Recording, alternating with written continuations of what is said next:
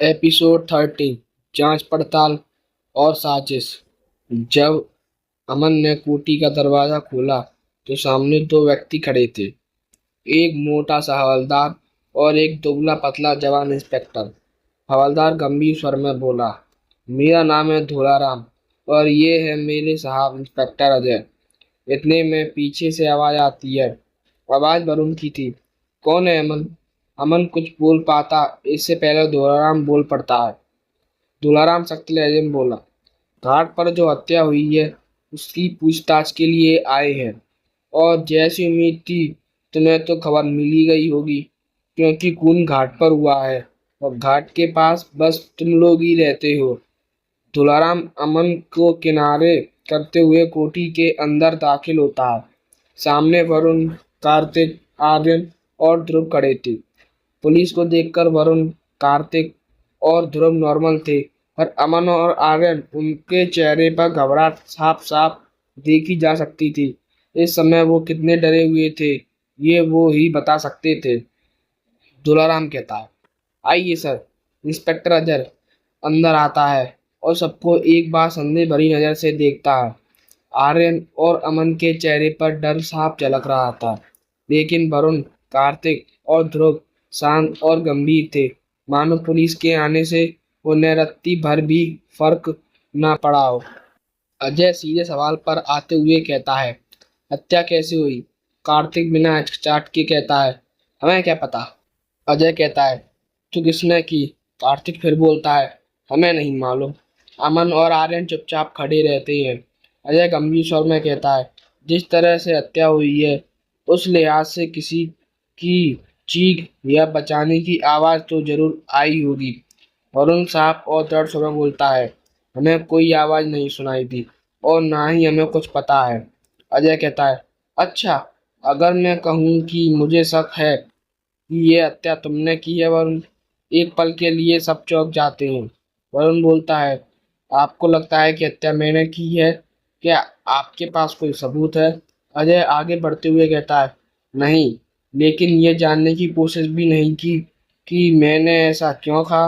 अजय खुद ही बताते हुए कहता है, जब मैं गांव वाले से पूछताछ कर रहा था तो पता चला कि तुम कुछ ही दिन पहले यहाँ आए हो। गांव वाले तुम्हें पसंद नहीं करते और सेठ धनराज तुम्हें इस कोठी से निकालना चाहता है। तुम्हारे परिवार और सेठ के बीच पुरानी दुश्मनी है, तो तुमने अपने परिवार के कहने पर उसके बेटे को मार डाला और उसे ऐसे मारा कि गांव वालों को लगे कि ये किसी डायन का काम है। गांव वाले किसी भी बात पर जल्दी भरोसा कर लेते हैं, क्योंकि वो मासूम और भोले होते हैं। ध्रुव गुस्से में बोलता है, बस कीजिए। आप अपनी कोरी कल्पना से कहानी गढ़कर हमारे दोस्त पर आरोप नहीं लगा सकते।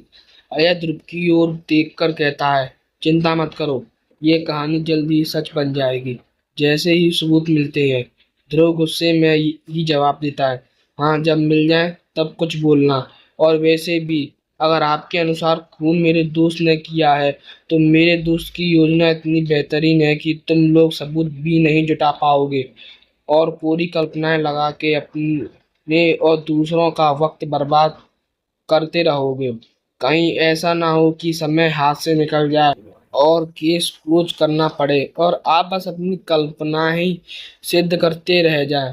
अजय गुस्से से ध्रुव को देखता है और कहता है, अच्छा तो ठीक है, अब मैं यहाँ तभी आऊँगा जब मेरे पास सबूत होंगे और तब तेरे इस दोस्त को जेल की हवा खिलाऊंगा। चलो दुलाराम। जी सर। इसी के साथ इंस्पेक्टर अजय और दुलाराम कोठी से बाहर चले जाते हैं। अमन ध्रुव की ओर देखकर कहता है, तू पागल हो गया है क्या? वो इंस्पेक्टर सन की है, कुछ भी कर सकता है। ध्रुव हंसते हुए कहता है, जब तक उसके पास सबूत नहीं होगा वो हमारा कुछ नहीं बिगाड़ सकता और हम सब जानते हैं कि हमने किसी को नहीं मारा। ये तो उस डॉन का काम है, फिर क्यों डरना। इतने में आर्यन का फोन बजता है। आर्यन देखता है कि कॉल मधु का था। आर्यन फोन उठाते हुए हेलो बोला। मधु फोन पर, आर्यन, अमन कहाँ है? मेरा फोन क्यों नहीं उठा रहा? आर्यन कहता है, शायद फोन साइलेंट पर होगा इसलिए नहीं उठा पा रहा होगा। वैसे अमन मेरे साथ ही है। मधु कहती है, उसे कह देना आज जो गांव में बैठक हो रही है उसमें मुझसे मिलकर जाए। इसी के साथ कॉल कट जाता है। अमन पूछता है किसका फोन था।